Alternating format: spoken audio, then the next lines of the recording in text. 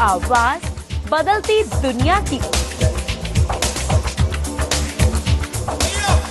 सुनने को है हिंदुस्तान भी तैयार। पूरी तैयारी के साथ हर खबर है तैयार।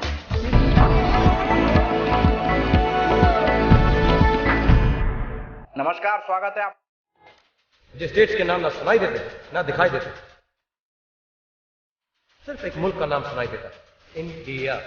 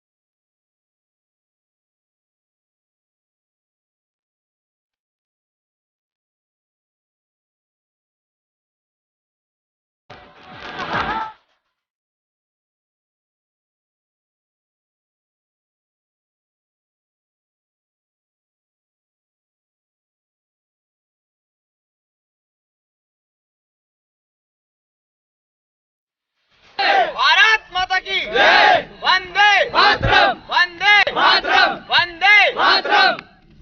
1 2 3 4 बंद करो ये भ्रष्टाचार। 1 2 3 4 बंद करो ये भ्रष्टाचार। 1 2 3 4 बंद करो ये भ्रष्टाचार। रेडी।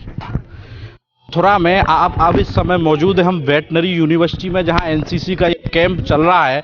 एनसीसी के इस कैंप में बेटी बचाओ, भ्रष्टाचार खत्म करो, ये एक रैली यहां निकाली गई है जिसमें 200 से 300 से ज़्यादा छात्र मौजूद हैं। जरा ये तस्वीरें हम आपको दिखाएंगे रैली की। टीवी स्क्रीन पर आप इसमें देख रहे हो। जन जागरण अभियान, जनता को सचेत करना है। इसीलिए इसमें एक पीछे दिख रहा है कि माँ बहन बेटी बचाओ, ये तख्ती दिखाएंगे हमको। माँ बहन पत्नी बेटी पर अत्याचार क्यों, भ्रष्टाचार के खिलाफ मिलकर लड़ो, एक आवाज डरने की क्या बात है। इस तरीके के तमाम चीजें ये दिखा रहे हैं। हरियाली वहाँ खुशहाली, ये इस तरीके से एक जन जागरूकता रैली निकली गई है लोगों को जागरूक करने के लिए। हमारे पास साथ 2 कैंडिडेट्स मौजूद जिनसे हम बात करने की कोशिश करेंगे। अर्पणा सारस्वत और अपूर्व सारस्वत और अंकित, इन दोनों से बात करेंगे। जरा अंकित से बात करेंगे। अंकित, क्यों रैली निकली गई? एनसीसी में कब से हो, क्या इसके पीछे उद्देश्य है? मेरे को एनसीसी ज्वाइन किए हुए 3 साल हो गए हैं और एनसीसी का जो उद्देश्य होता है वो होता है एकता और अनुशासन। एकता अनुशासन होता है और हम यही चाहते हैं कि हमारे भारत में घटनाएं हो रही हैं, भारत में जो घटनाएं हो रही हैं उसका डटकर सामने जाए। जिस प्रकार से अभी आपने देखा था कि उरी में आतंकी हमला हुआ था, तो एनसीसी कैडेट चाहते हैं कि हम आर्मी वालों के संग कंधे से कंधा मिलाकर और उनका आतंकियों का सामना करें, डटकर सामना करें। अच्छा अपूर्वा, क्योंकि फीमेल हो, लड़कियों पर बड़े आजकल तमाम अत्याचार हो रहे हैं, आप एनसीसी में हो, क्या संदेश देना चाहेंगी उन लड़कियों को जो यहाँ एनसीसी में नहीं आई? एनसीसी बहुत ज़रूरी होती है लड़कियों के लिए, ये सुरक्षा सिखाती है। एनसीसी के बलबूते पर हमारी एकता की भावना बढ़ती है और हम सब एकजुट होकर किसी भी मुश्किल का सामना कर सकते हैं। जैसे कि बहुत सारी लड़कियां होती हैं जो घर के बाहर नहीं निकलती हैं, घर में ही रहती हैं, तो इन सब चीज़ों से हमारा ऑलराउंड डेवलपमेंट होता है और हम हर तरह की मुश्किल और कठिनाई का सामना करने के लिए सक्षम होते हैं। अच्छा, एनसीसी से आपने क्या सीखा यहाँ? हमने एनसीसी से एक ऐसा अनुभव प्राप्त किया है जिसका कि मुकाबला तक किसी भी कैंप में नहीं हो पाया है। एनसीसी में हमने फायरिंग करी, हॉर्स राइडिंग करी। ये एक ऐसे अनुभव हैं जो कि सामान्य तौर पर किसी को भी नहीं मिल सकते हैं।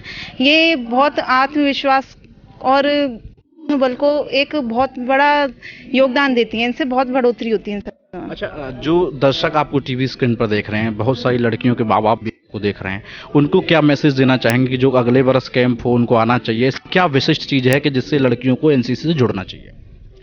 एनसीसी से जुड़ करके हम हर मुश्किल और कठिनाई में जीने का साहस रखते हैं। यदि हमको साहसी बनना है और अपनी जीवन की कठिनाई का सामना डटकर करना है, अपने को आगे बढ़ाना है, किसी से पीछे नहीं रहना और हर तरह की कठिनाई में अपने आप को सक्षम बनाना है, तो हमें एनसीसी में ज़रूर योगदान देना चाहिए और इसमें भाग लेना चाहिए। और इस तरह के जो भी कार्यक्रम होते हैं और अन्य कार्यक्रम होते हैं उनमें भी हमें डटकर मुकाबला करना चाहिए। चंडीगढ़ के अहमद मौजूद हैं, इन्होंने भी एनसीसी कैंप में हिस्सा लिया। तमाम सवालात उठते हैं, आज उनसे रूबरू होंगे और वो जवाब देंगे हमारे तमाम सवालात का। अहमद, एनसीसी में आप आए क्योंकि लोग कम आकर्षित होते हैं एनसीसी की तरफ, तो एक मैसेज क्या कन्वे देना चाहेंगे आप? देखिए, देश तो बढ़ रहा है आगे, हमें भी पीछे नहीं रहना है। हमारा भी योगदान देश को आगे बढ़ाने के लिए, तो यहाँ तक आगे बढ़ना तो हमें भी उसमें पूरा योगदान देना चाहिए। यूनिटी एक शब्द होती है, यूनिटी को यूनिटी नहीं रहने देना है। We have to prove that the unity which we have, we can give anything, any conditions in favourable conditions. अगर अनफेवरेबल कंडीशन हम यूनाइट होकर उनको फेस कर सकते हैं। दीज थिंग्स एनसीसी में आने के बाद हमें यूनिटी सिखाई, जो डेडिकेशन सिखाया गया इसके प्रति, उसके द्वारा हम आगे बहुत कुछ कर सकते हैं इसमें। इसलिए हमने एनसीसी को ज्वाइन किया और मैं से भी कहना चाहूँगा कि एनसीसी में ज्वाइन करें और यूनिटी को बनाए रखने के बहुत सारे तरीके हैं, जो सारी चीज़ें बताई जाती हैं यहाँ पे, वो सब कुछ सीखें और आगे बढ़ें। अहमद, पिछले 60-62 दिन से जम्मू कश्मीर के हिस्से में पत्थरबाजी होती है। लोग कहते हैं कि हम मुस्लिमों को साक्षर किया जा रहा है। आप कहते हैं एनसीसी में आएँ, वो ज्वाइन करें, कुछ अच्छा होगा। स्पेशल जम्मू एंड कश्मीर के उन पत्थरबाजों को आपका क्या संदेश होगा? मेरा तो यही संदेश है कि वो भी एनसीसी में ज्वाइन करें और इसके प्रति उनका पॉजिटिव व्यू रखें, उनका भी भला होगा इससे। अगर वो देश के खिलाफ कुछ बोलेंगे तो वो गलत कर रहे हैं, वो खुद जानते हैं इस बात को कि हम गलत कर रहे हैं, फिर गलत कर रहे हैं, इसलिए उनको आगे आना होगा, इसमें शामिल होना होगा उनको, और देश का सपोर्ट करना होगा इनको इसमें। कैंडिडेट्सों से मिले, इन्होंने बताया कि जम्मू कश्मीर में पत्थरबाजों को किस तरीके से इनसे सबक सीखना चाहिए और आगे बढ़ना चाहिए। ये भावना आखिर आई कहाँ से? हमारे साथ अरुण कुमार सिंह हैं, जो इस कंपनी को डील करते हैं, कंपनी के बच्चों को सिखाते हैं। जी, बच्चों को आप सिखाते हैं, टाइट शेड्यूल होता है, क्या दिनचर्या होती है सुबह से शाम तक? देखिए, इनको जो एनसीसी का, पहले तो मैं आपसे ये बताना चाहता हूँ कि जो एनसीसी का मोटो है कि यूनिटी एंड डिसिप्लिन, हम लोग कूट कूट के बच्चों के अंदर ये भावना भरते हैं कि वो यूनिटी लाएं और डिसिप्लिन में रहें। इसके लिए सुबेरे उन्हें 6 बजे वो ग्राउंड पे आ जाते हैं, पीटी करते हैं। फिजिकली फिट होना चाहिए, मेंटली फिट होना चाहिए। उसके लिए फिर ग्राउंड पे तमाम तरह की ट्रेनिंग्स होती हैं, लेक्चर्स होते हैं। हर फील्ड के स्पेशलिस्ट को बुलाया जाता है, डॉक्टर्स को बुलाया जाता है और समाज सेवियों को बुलाया जाता है। जो भी अपने फील्ड में स्पेशलिस्ट हैं उनके लेक्चर कराए जाते हैं। इसके माध्यम से उनको मेंटली और ज्ञानवर्धक चीज़ें उन्हें दी जाती हैं। लेकिन अभी जो हमारे कैडेट को आपने देखा, कल हम लोगों ने एक सोशल सर्विसेज के लिए विजिट की रैली निकाली। वो रैली प्रेम मंदिर से लेकर के और वहाँ तक बांके बिहारी मंदिर तक गई। लेकिन आपने देखा कि ये कैडेट्स, इनके अंदर कोई इस तरह की बात नहीं है कि हम मोहम्मडन हैं तो हम क्यों मंदिर जाएं, हैं, हमारा क्या मतलब है वहाँ जाने से। या रैली में तो गए, लेकिन वहाँ जाके उन लोगों ने बाकायदे मंदिर में दर्शन किया। तो उन्होंने, इकबाल का वो आपको याद होगा कि मजहब नहीं सिखाता आपस में बैर रखना, हिंदी है हम वतन हैं हिंदुस्तान हमारा। तो ये भावना आपने देखा कि एनसीसी के माध्यम से ये भावना आई। और ये जो इस समय यहाँ पे मथुरा में ये आरबीसी का जो ये कैंप लगा हुआ है, इसमें जो हमारे लेफ्टिनेंट कर्नल साहब हैं, इन्होंने बिल्कुल पूरे मथुरा में जोश क्रांति लाई है।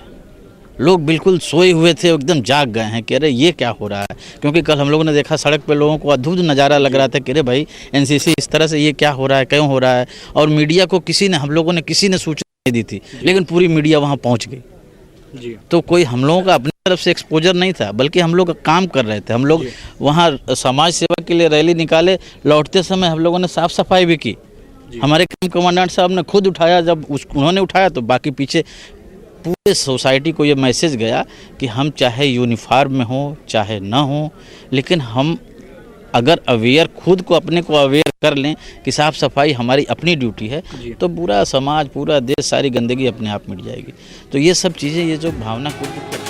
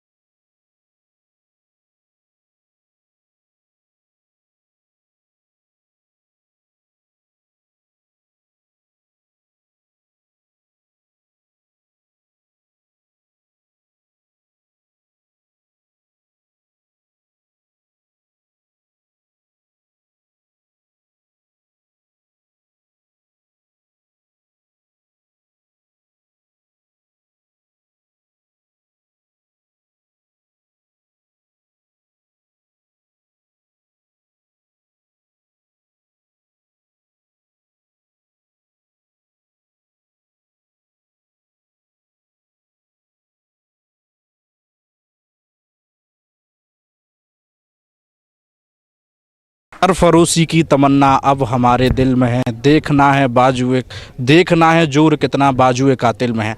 पाकिस्तान तू देख हमारी ताकत, तू हमारी सेना से क्या लड़ेगा, इन वीरों से ही लड़के दिखा दे। आज हम एनसीसी के एक शिविर में पहुंचे हैं। यहाँ मथुरा में एक शिविर जारी है। यहाँ देखिएगा किस तरीके से पोजीशन लेके ये लोग तैयार हैं। सैकड़ों की संख्या में और एनसीसी कैंडिडेट यहाँ मौजूद हैं। लगातार इनकी प्रैक्टिस है। सुबह से हम तकरीबन आपको तस्वीरें दिखा रहे हैं, अलग अलग ड्रिल की तस्वीरें इनकी। आज ये ड्रिल चल रही है। अभी हमने आपको सलामी दिखाई परेड की, अब हम आपको दिखा रहे हैं किस तरीके से फायरिंग होती है, किस तरीके से तैयारी होती है। ज़रा एनसीसी कैंडिडेट से ज़रा बात कर लेते हैं। सुबह से आप लोग ड्रिल में हैं। Yes sir. क्या लगता है एनसीसी में आके, कैसी देश की भावना आपके प्रति है? बहुत अच्छी है सर, हम देश की रक्षा करना चाहते हैं। इसके बाद हम आर्मी ज्वाइन करेंगे। जी यस सर। आप क्या कहना चाहेंगे इस मौके पर? एनसीसी में हर एक कैडेट को अपना भाग लेना चाहिए, जिससे वो अपने देश के लिए रक्षा कर सकें। जब हम छोटे जने इस टाइम पर जैसे जगते हैं तो रात में हमारे भाई जैसे रात में चैन की नींद सो पाते हैं। Thank you. अच्छा, आप लगातार ड्रिल में हैं, 2-3 दिन से हैं आप यहाँ, आपने फायरिंग भी की, कैसा महसूस हुआ? और इस समय देश के हालात हैं, उसके लिए आप क्या उन लोगों को संदेश देना चाहेंगे जिन्होंने एनसीसी ज्वाइन नहीं किया? उनके लिए हम कहना चाहेंगे कि जिस टाइम से हम पहले एनसीसी में फायरिंग कर रहे हैं, अगर हम पहले से ट्रेनिंग पूरी करके चलते हैं तो हमारे आगे जाके कोई दिक्कत नहीं होगी। तो हम अपने भाइयों से कहना चाहेंगे वो अपना एनसीसी में ज़रूर इम्प्लीमेंट कराएँ। चल के कर दो इसको।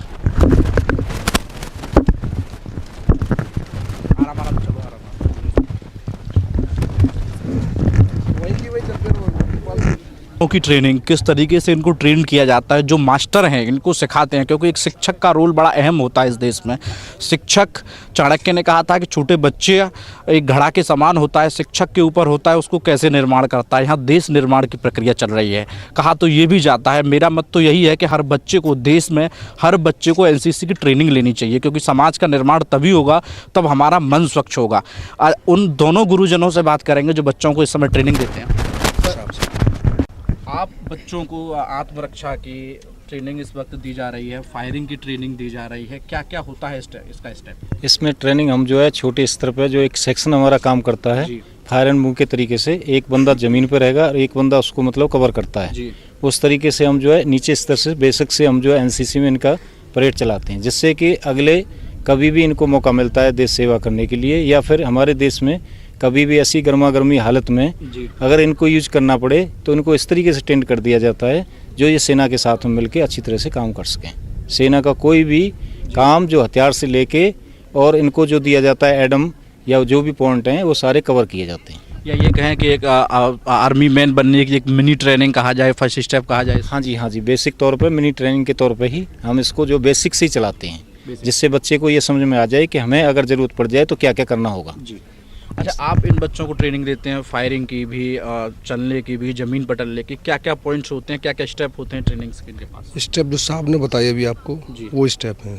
अच्छा, सुबह से कितने बजे जगना, क्या पूरा शेड्यूल रहता है इसमें? सुबह करीब 4:30 बजे जगते हैं बच्चे। उसके बाद अपना जो सुबह का जो प्रोग्राम होता है, जैसे सुबह फ्रेश होना या जो आगे कार्रवाई है, उसके बाद सुबह फिर 5:45 बजे पीटी के लिए आते हैं। फिर पीटी करीब 6:40 तक चलती है, 7 बजे ब्रेकफास्ट के लिए। उसके बाद सेकंड पीरियड 8 बजे, 8 से 1 परेड चलती है इनका।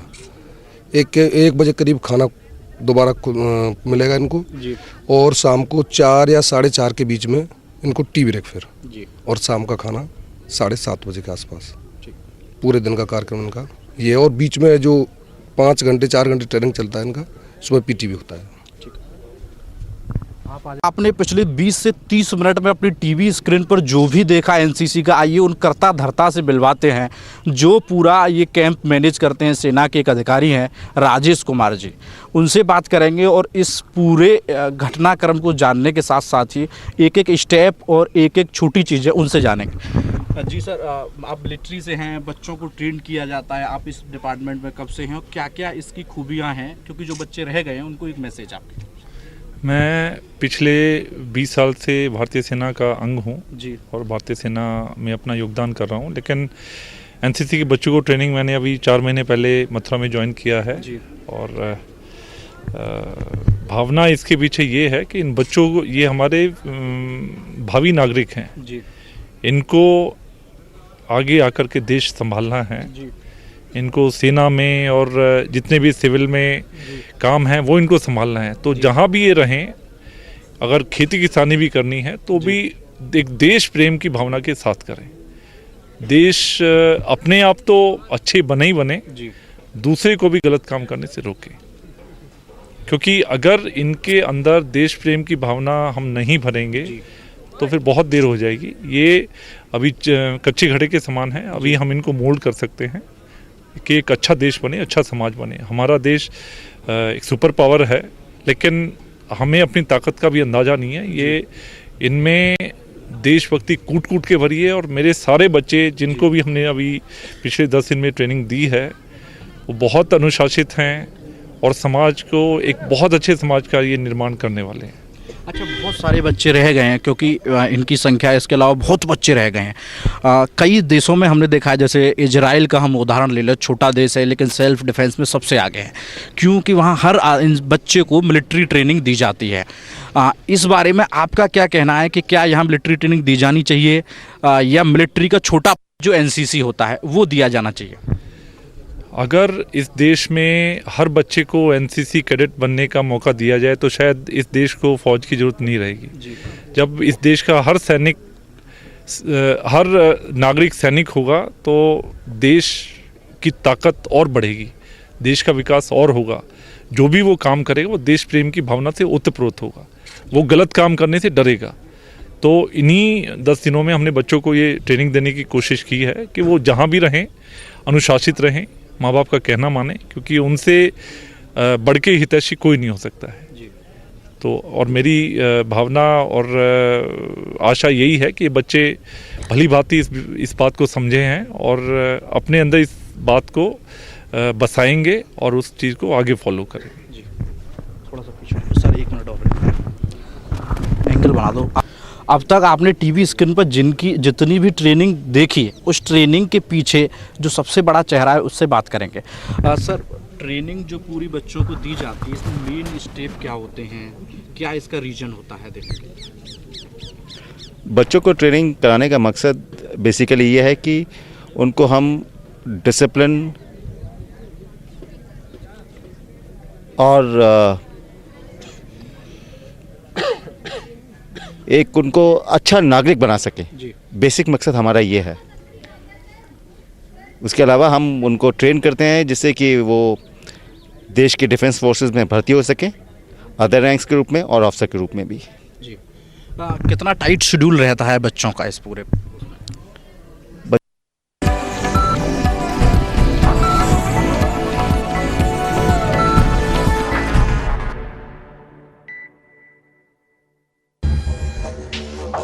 साल के 365 दिन,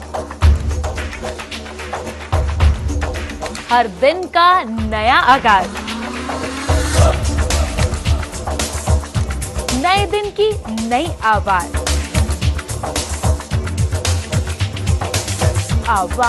बच्चों का शेड्यूल काफ़ी टाइट रहता है और बच्चों को पढ़ाई के अलावा ट्रेनिंग भी करनी पड़ती है, तो ये एक मुश्किल काम है। और हमारे ये बच्चे जो हैं काफ़ी मेहनत से अपनी पढ़ाई भी करते हैं और अपनी एनसीसी की ट्रेनिंग भी करते हैं। एंड हम सभी ये कामना करते हैं उनके उज्जवल भविष्य की भी। हमें पूरा विश्वास है कि एनसीसी ट्रेनिंग के बाद में वो बहुत अच्छे नागरिक बनेंगे और हिंदुस्तान का भविष्य सुनहरा होगा। देखा आपने टीवी स्क्रीन पर किस तरीके से एनसीसी के थ्रू बच्चों में अनुशासन की जो पहली स्टेप है वो डाली जाती है। यहीं से ये बच्चे सेलेक्ट होते हैं आर्म्स फोर्स में, जहाँ से देश की सेवा करते हैं। सिर्फ हंगामा खड़ा करना मेरा मकसद नहीं, मेरी तो कोशिश यही सूरत बदलनी चाहिए। तेरे सीने में नहीं तो मेरे सीने में, सही हो कहीं भी आग लेकिन आग जलनी चाहिए। यही एक मैसेज दिया जाता है, अनुशासन होना चाहिए। कैमरामैन आकाश के साथ विवेक गर्गाचार, समाचार 24 मथुरा।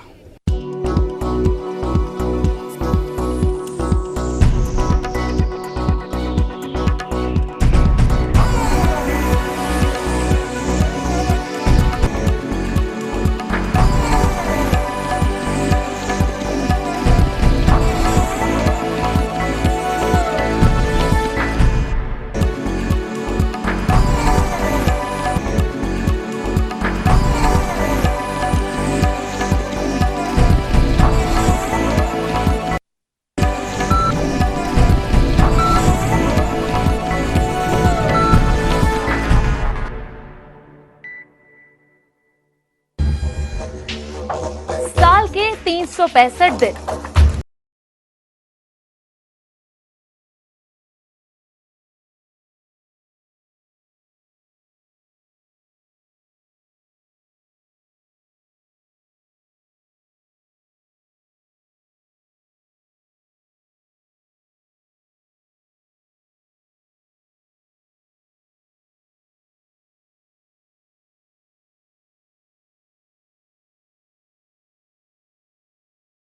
पूरी तैयारी के साथ हर खबर है तैयार।